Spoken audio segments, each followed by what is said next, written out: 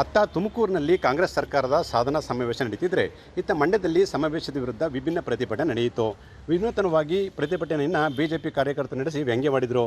ವ್ಯಕ್ತಿಗೆ ಸಿಎಂ ಸಿದ್ದರಾಮಯ್ಯ ಮುಖವಾಡ ಹಾಕಿ ತಮಟೆ ಬಡಿಸಿ ಡ್ಯಾನ್ಸ್ ಮಾಡಿದರು. ತಮಟೆ ಸೌಂಡ್ಗೆ ಸ್ಟೆಪ್ ಹಾಕಿ ಬಿಜೆಪಿ ಕಾರ್ಯಕರ್ತರು ಪ್ರತಿಭಟಿಸಿದರು. ಮಂಡ್ಯದ ಸಂಜೆ ವೃತ್ತದಲ್ಲಿ ಪ್ರತಿಭಟನೆ ನಡೆಯಿತು.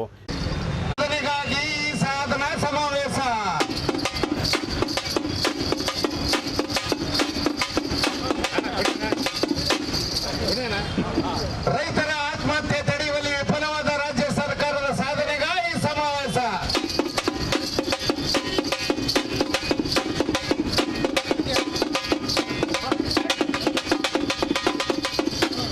ಮೂಡ ಹಗರಣದಲ್ಲಿ ಲಕ್ಷಾಂತರ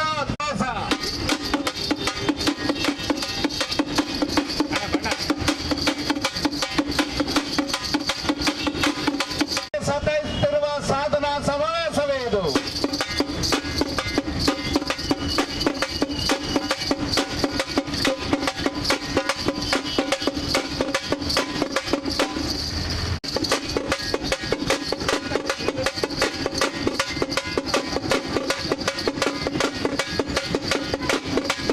ಬಿಜೆಪಿ ಮುಖಂಡ ಸಿಟಿ ಮಂಜುನಾಥ್ ನೇತೃತ್ವದಲ್ಲಿ ಹೋರಾಟವನ್ನು ಹಮ್ಮಿಕೊಳ್ಳಲಾಗಿತ್ತು.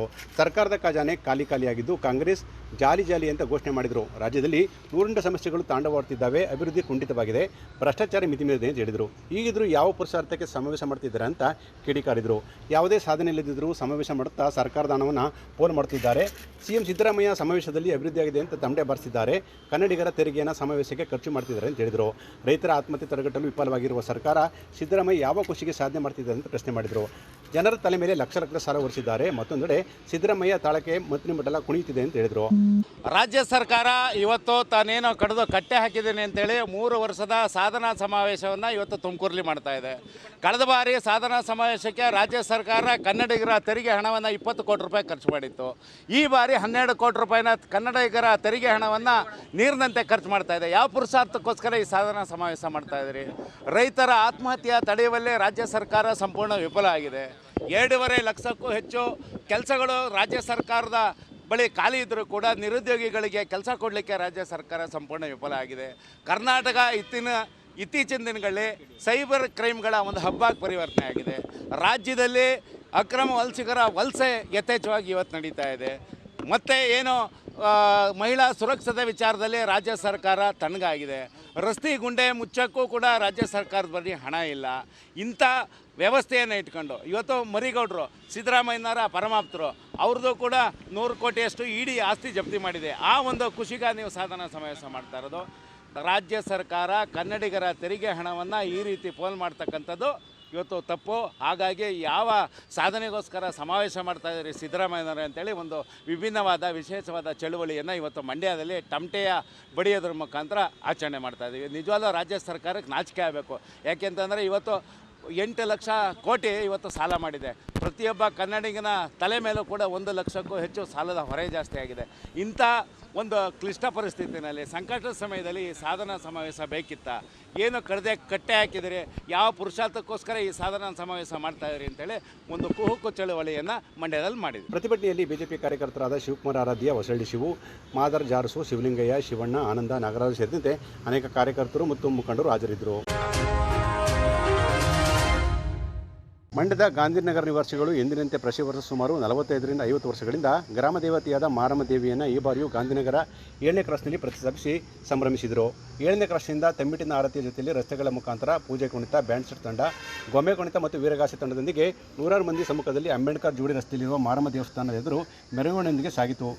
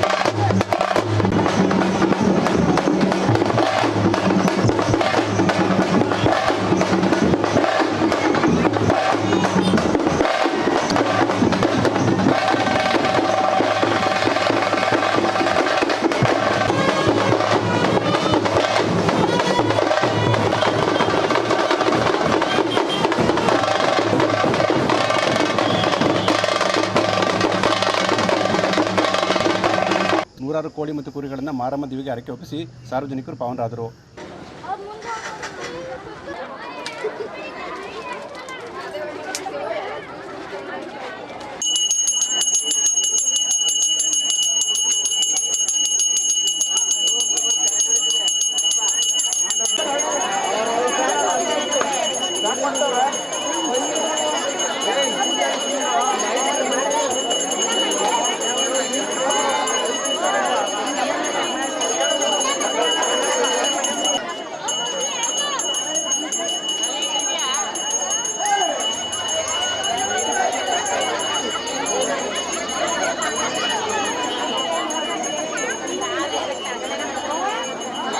ಈ ಒಂದು ಮಾರಮ್ಮದೇವಿ ಹಬ್ಬವನ್ನು ಈ ಬಾರಿ ಗಾಂಧಿನಗರದ ಡಾಕ್ಟರ್ BR ಅಂಬೇಡ್ಕರ್ ಗಾಂಧಿನಗರ ಅಭಿವೃದ್ಧಿ ಸಂಘದ ಅಧ್ಯಕ್ಷರಾದ ಎಚ್ ಲೋಕೇಶ್ವರ್, ತಮ್ಮಣ್ಣರಾಜು, ಉಪಾಧ್ಯಕ್ಷರಾದಂಥ ಅನುರಾಧ, ನಿರ್ದೇಶಕರಾದ BM ಜಗದೀಶ್, ಉಷಾಶಂಕರ್, ರಾಚಯ್ಯ ಹಾಗೂ ನಿವಾಸಿಗಳಾದಂಥ ಹಿರಿಯರು ಭಾಗವಹಿಸಿ ಸಂಭ್ರಮಿಸಿದರು.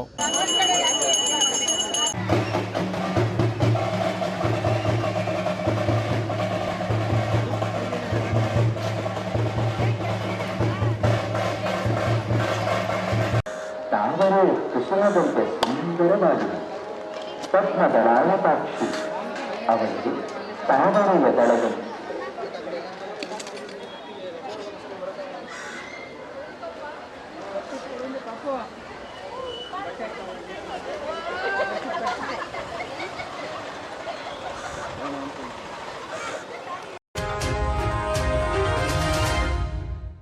SSLC ಪರೀಕ್ಷೆಯಲ್ಲಿ ಪ್ರಶಾಂತ್ ಹೈಸ್ಕೂಲ್ ಆಫ್ ಬ್ರಿಲಿಯನ್ಸ್ ಶಾಲೆಗೆ 100% ಫಲಿತಾಂಶ ಬಂದಿದ್ದು, ವಿದ್ಯಾರ್ಥಿನಿ ಶ್ರೇಯಾ ರಮೇಶ್ ಮದ್ದೂರು ತಾಲೂಕಿಗೆ ಪ್ರಥಮ ಸ್ಥಾನ ಪಡೆದಿದ್ದಾರೆ ಎಂದು ಶಾಲೆ ಕಾರ್ಯದರ್ಶಿ ಬಸವರಾಜ್ ತಿಳಿಸಿದರು.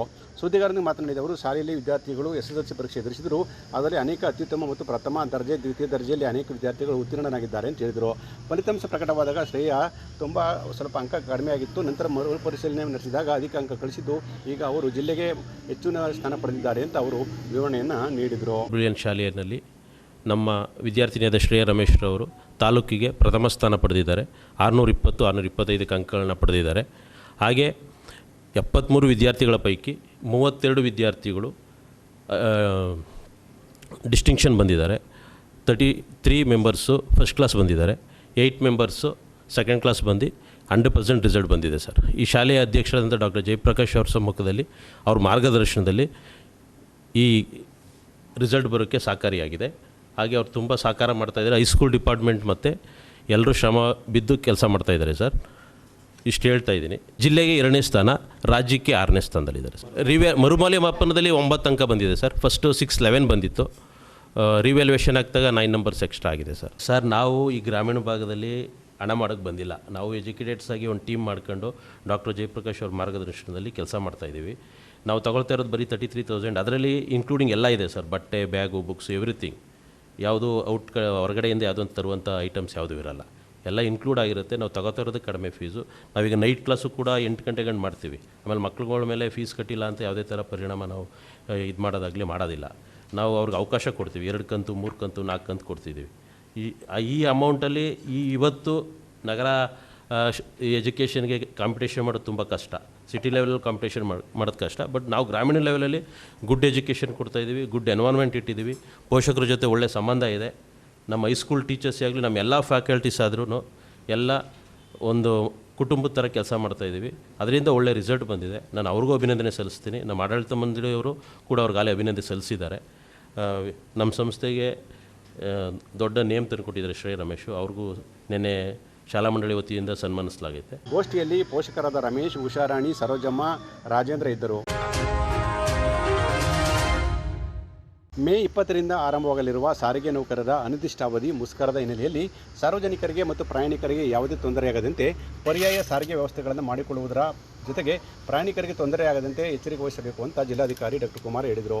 ಜಿಲ್ಲಾಧಿಕಾರಿಗಳ ಕಚೇರಿಯಲ್ಲಿ ಖಾಸಗಿ ವಾಹನ ಮಾಲೀಕರ ಸಂಘ ಮತ್ತು ಅಧಿಕಾರಿಗಳೊಂದಿಗೆ ಸಭೆ ನಡೆಸಿ ಮಾತನಾಡಿದ ಅವರು, ಜಿಲ್ಲೆಯಲ್ಲಿ 6 ಬಸ್ ಡಿಪೋಗಳು ಇದ್ದು KSRTC 509 ಬಸ್ಗಳು ಕಾರ್ಯನಿರ್ವಹಿಸುತ್ತಿದ್ದು 493 ರೂಟ್ಗಳಲ್ಲಿ ಬಸ್ ಕಾರ್ಯಾಚರಣೆ ಮಾಡುತ್ತಿದ್ದು, KSRTC ನೌಕರರು ಮೇ 20ರಂದು ಬಸ್ಗಳನ್ನು ಚಾಲನೆ ಮಾಡುವಂತೆ ಮತ್ತು ಸಂಘಟನೆಯವರಿಗೆ ತಿಳಿಸುವಂತೆ KSRTC ವಿಭಾಗ ನಿಯಂತ್ರಣಾಧಿಕಾರಿ ಶರಣಬಸಪ್ಪ ಅವರಿಗೆ ಅವರು ಸಲಹೆಯನ್ನು ನೀಡಿದರು. ಸಭೆಯಲ್ಲಿ SP ಶೋಭಾರಾಣಿ, ಪ್ರಾದೇಶಿಕ ಸಾರಿಗೆ ಅಧಿಕಾರಿ ಹೇಮಾವತಿ ಹಾಗೂ ಶರಣಬಸವರಾಜ್ ಸೇರಿದಂತೆ ಖಾಸಗಿ ಬಸ್ ಮಾಲೀಕರು ಹಾಜರಿದ್ದರು.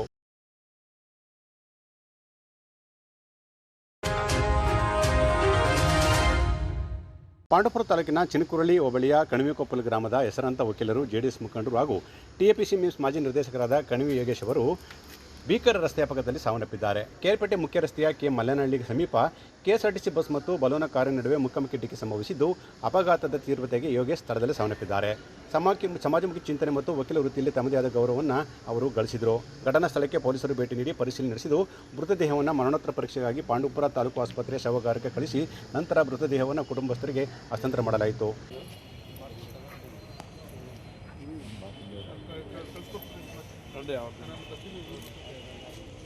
ಮಡಿಗೆ ಹೋಗೋ ಬಸ್ಗಳು ಒಯ್ಯಾ ಚಿಕ್ಕಪೇಟೆ ಸರ್ಕಲ್ಲು ಊರೊಳಗಿಂದ ಬಳಸ್ಕೊಂಡು ಹೋಗ್ತಾ ಇತ್ತು. ಇಲ್ಲಿಂದ ಹೊರಟೋಗ್ತಾರಂತೆ ಡೈರೆಕ್ಟಾಗಿ. ಅಲ್ಲ, ಆ ಥರದ್ದು ಎಲ್ಲೂ ಯಾವುದೂ ಜನಕ್ಕೆ ತೊಂದರೆ ಆಗದ ರೀತಿ ನೋಡ್ಕೊಳ್ಳಿ.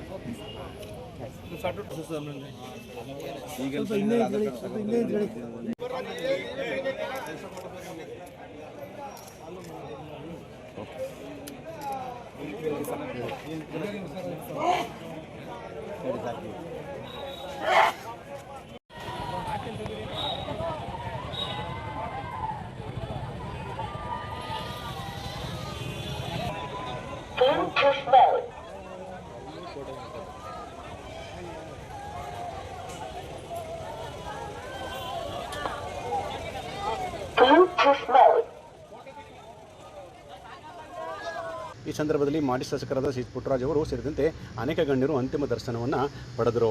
ಕುಟುಂಬಸ್ಥರಿಗೆ ಸಾಂತ್ವನ ನೀಡಿದರು. ಕೆಎಸ್ಆರ್ಟಿಸಿ ವತಿಯಿಂದ ಡಿಸಿ ಶರಣಬಸಪ್ಪ, ಡಿಎಚ್ಒ ಚನ್ನಬಸಪ್ಪ ಹಾಗೂ ಡಿಪೋ ಮ್ಯಾನೇಜರ್ ಅವರು ಕುಟುಂಬಕ್ಕೆ ತಾತ್ಕಾಲಿಕವಾಗಿ 25,000 ರೂಪಾಯಿ ಧನ ಸಹಾಯವನ್ನು ನೀಡಿದರು. ನಂತರ ನ್ಯಾಯಾಲಯದ ಮುಂಭಾಗ ಸಾರ್ವಜನಿಕ ಅಂತಿಮ ದರ್ಶನಕ್ಕೆ ವ್ಯವಸ್ಥೆ ಮಾಡಲಾಗಿತ್ತು.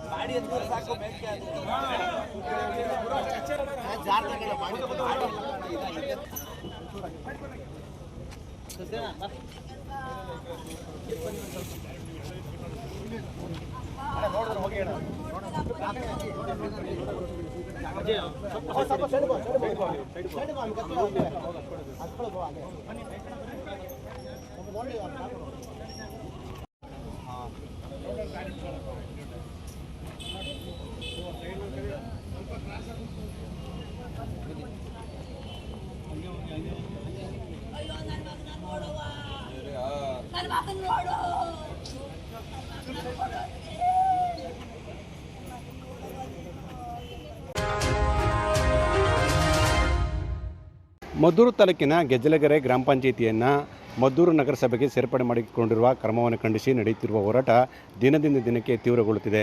ರೈತ ಹೋರಾಟಗಾರ್ತಿ ಸುನಂದ ಜೈರಂ ನೇತೃತ್ವದಲ್ಲಿ ಪ್ರತಿದಿನ ಹೋರಾಟ ನಡೆಯುತ್ತಿದ್ದು, ಹೋರಾಟಕ್ಕೆ ತೀವ್ರ ಬೆಂಬಲ ವ್ಯಕ್ತವಾಗುತ್ತಿದೆ. ಆದರೆ ಹೋರಾಟಕ್ಕೆ ಸರ್ಕಾರವಾಗಲಿ, ಜಿಲ್ಲಾಡಳಿತವಾಗಲಿ, ಸ್ಥಳೀಯ ಶಾಸಕರಾಗಲಿ ಸ್ಪಂದನೆ ಮಾಡದಿರುವುದು ಹೋರಾಟ ತಾರ್ಕಿಕ ಅಂತ್ಯಕ್ಕೆ ಹೋಗಲು ಕಾರಣವಾಗಿದೆ. ಯಾವುದೇ ಕಾರಣಕ್ಕೂ ಹೋರಾಟವನ್ನು ನಿಲ್ಲುವುದಿಲ್ಲ, ನ್ಯಾಯ ಸಿಗುವವರೆಗೂ ಕೂಡ ಹೋರಾಟವನ್ನು ಮುಂದುವರಿಸುತ್ತೇವೆ ಅಂತ ಪಟ್ಟು ಹಿಡಿದು ಸ್ಥಳೀಯರು ಮತ್ತು ಗ್ರಾಮಾಂಚರು ಧಿಕ್ಕಾರಕ್ಕೆ ಹೋಗಿ ತಮ್ಮ ಅಸಮಾಧಾನವನ್ನು ಹೊರಹಾಕ್ತಿದ್ದಾರೆ. ಸ್ವಾಭಿಮಾನದ ಹೋರಾಟಕ್ಕೆ, ಮಹಿಳೆಯರ ಹೋರಾಟಕ್ಕೆ, ಮಹಿಳೆಯರ ಹೋರಾಟಕ್ಕೆ, ಅಣ್ಣ ತಮ್ಮಂದಿರ ಹೋರಾಟಕ್ಕೆ, ಅಣ್ಣ ತಮ್ಮಂದಿರ ಹೋರಾಟಕ್ಕೆ ಉಳಿಯಲಿ ಉಳಿಯಲಿ ಉಳಿಯಲಿ ಉಳಿಯಲಿ ತೊಲಗಲಿ ತೊಲಗಲಿ ತೊಲಗಲಿ ತೊಲಗಲಿ.